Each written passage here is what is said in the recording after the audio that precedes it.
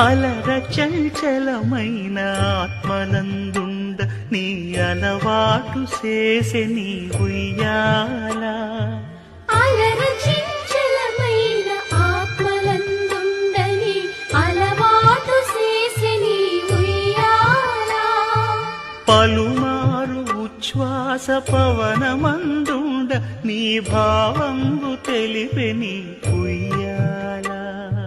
పలుమారు ఉచ్ఛ్వాస పవనమందుండ నీ భావంబు తెలిపే నీ